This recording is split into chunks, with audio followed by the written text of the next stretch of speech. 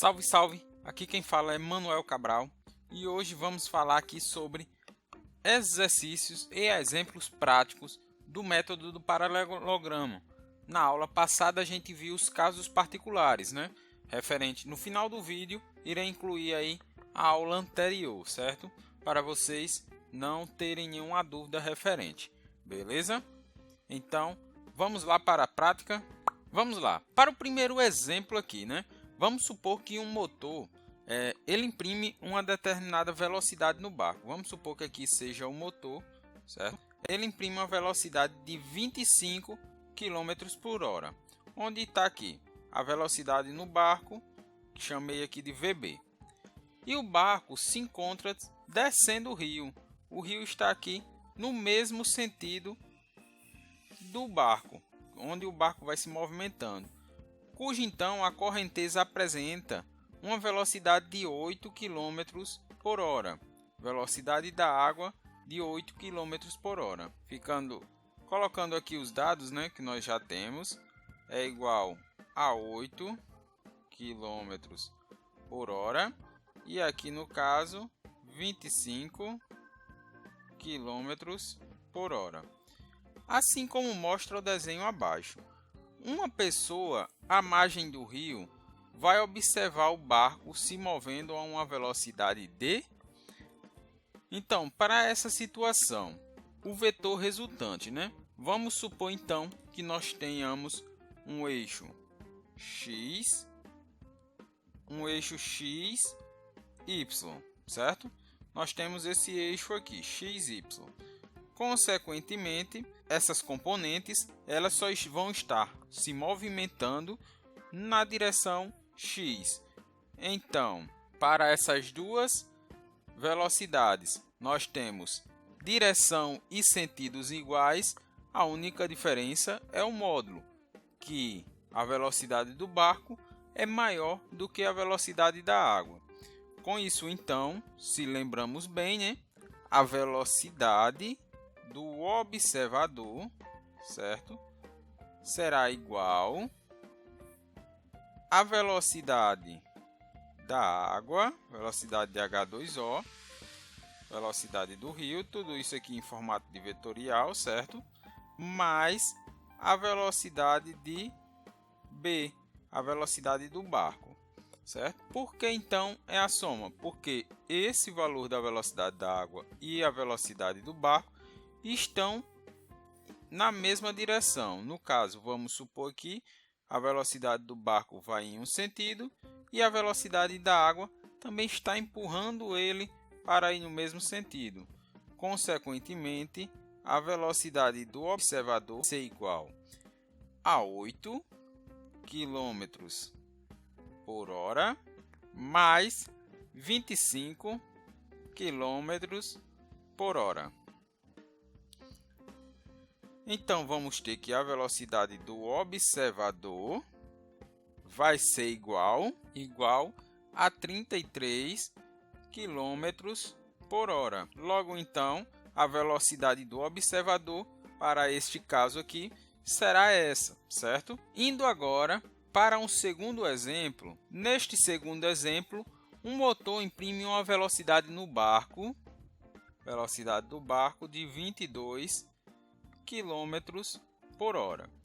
E o barco se encontra subindo o rio, cuja correnteza apresenta uma velocidade de 5 km por hora.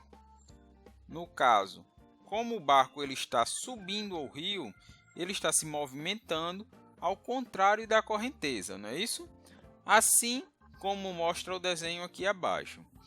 Uma pessoa à margem do rio vai observar o barco se movendo a uma velocidade d. Para este caso, né, nós teremos aqui com o sentido igual, direções opostas e módulos diferentes, beleza? Então, para essa circunstância, nós vamos ter que a velocidade do observador será igual à velocidade do barco mais a velocidade da água. Sabendo que a velocidade do observador vai ser igual a VB, VB vamos chamar aqui, ó, de eixo X, certo?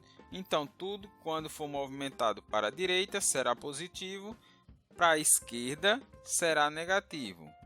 Então, VB ele é igual a menos 22 km por hora, mais velocidade da água 5 km por hora. Então, a velocidade do observador será igual a menos 17 km por hora, beleza? Alguém aqui pode chegar e questionar: Emanuel, mas a velocidade aqui deu negativo, como é que existe velocidade negativa? A velocidade ela não é negativa, a velocidade ela é positiva, porém, o que se torna esse valor aqui negativo é através do eixo que determinamos. Se a velocidade da água para a direita for considerado positivo, consequentemente, a velocidade considerada para o vetor B, no caso que é o contrário de x, será negativo. Beleza? Partindo agora, certo, para um outro exemplo. Neste outro exemplo, vamos considerar um barco atravessando um rio, cuja velocidade da correnteza seja igual a 6 km por hora. O barco possui um motor que impulsiona em uma direção perpendicular à correnteza do rio, com velocidade de 18 km por hora.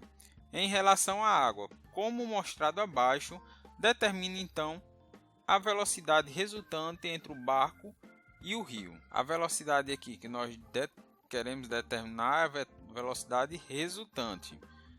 A velocidade resultante vai ser nada mais, nada menos do que a velocidade da água, velocidade de H2O, mais a velocidade do barco, beleza? Ambas em formato vetorial. O que é que acontece aqui? Se nós observarmos, nós temos então uma relação de um triângulo retângulo, certo? Onde aqui teremos 90 graus e a resultante para essa equação, aí no caso aqui, ó, seria esta daqui, ó, com o vetor resultante, beleza? Agora o que é que acontece? Se nós observarmos este elemento aqui, ele se identifica, se colabora com um teorema de Pitágoras, beleza? Como assim? Nós vamos ter que V resultante ao quadrado é igual a V H2O ao quadrado mais V de B ao quadrado, certo? Por quê?